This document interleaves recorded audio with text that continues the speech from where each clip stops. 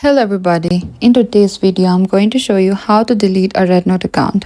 If you no longer want to use RedNote, you can permanently delete your account through the app's account setting.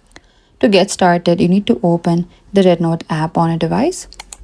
And from here in the top left, there's this three-lined icon, select that. And from here, you need to select the setting on the bottom. So here what you need to do is, you need to select account security in the top. So here you need to select this delete account. You need to select send code here and you need to enter the code sent to the account's linked phone number.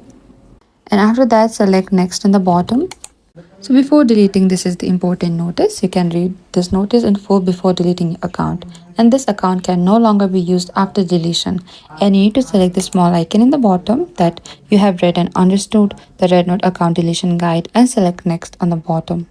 And here you can also select reason for the deletion. And if you want to upload any supporting photos, you can do that as well. And after that, select confirmed account deletion in the bottom.